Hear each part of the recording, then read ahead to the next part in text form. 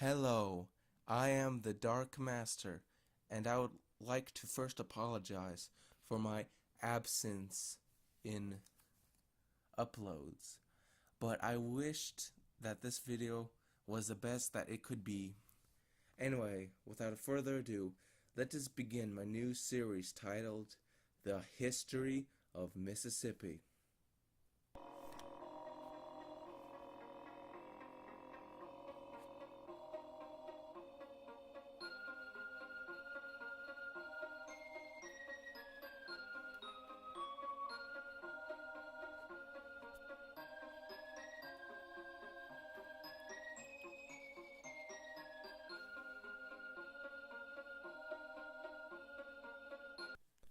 Today, we will be talking about the Precambrian supereon, so named because it's before the Cambrian, and it is really made up of 3 eons in one.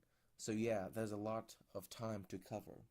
Just to put this into perspective, the Precambrian occupies 3/4 of the entire history of planet Earth. Wow. Now, before we start, I wish to clarify something. Many people misunderstand history. Mississippi did exist during the Precambrian. We just lack geographic or fossil records of this time. The 3 eons of the Precambrian are, from oldest to youngest, the Hadean, the Archean, and the Proterozoic. The first one, the Hadean eon, isn't really relevant, as we have little more than a few zircon crystals from this eon. Put it this way, we barely have records of it in the entire world, let alone Mississippi. As such, I won't be speaking much of it, aside from the fact that it saw the birth of Earth and Mississippi as well. The second period, Archean, began 4 billion years ago. Named after the first life that evolved in this period, archaea, more commonly known as bacteria. Before and during this period, Earth was a literal hell. Only at 3.8 billion years did the surface cool enough for water to form and life to evolve.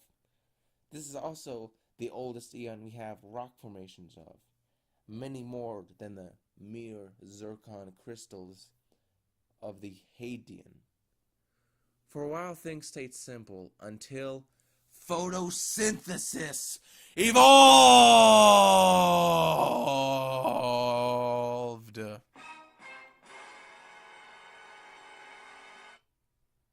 You might be looking at me confused and with a little earache. Isn't oxygen good? Well, for you and me, that's true. But if you're an anaerobic bacteria, as was the case with most life forms when photosynthesis first evolved, oxygen is a deadly gas.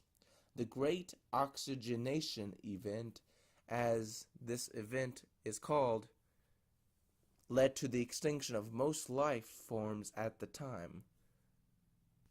This photosynthesis was first evolved by cyanobacteria. However, where there is death, there is a new chance for growth. The final eon of the Precambrian supereon, the Proterozoic, saw the blossoming of life.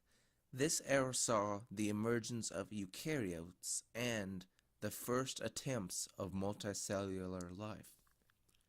Before we end this episode, let's do a special visit on the Ediacaran period, the last part of the Precambrian supereon, on the cusp of the Cambrian.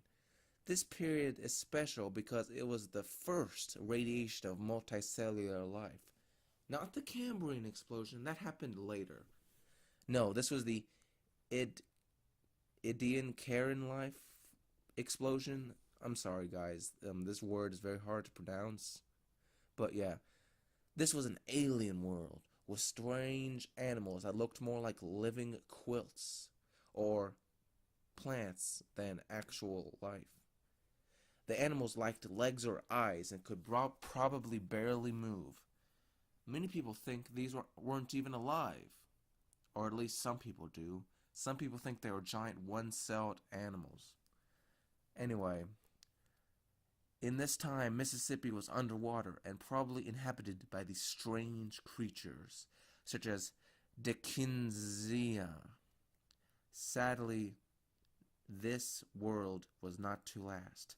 These animals disappeared by the Cambrian, most likely outcompeted by bivalves or eaten by the first worms, which set up the Cambrian explosion, which is the subject of the next episode of The History of Mississippi.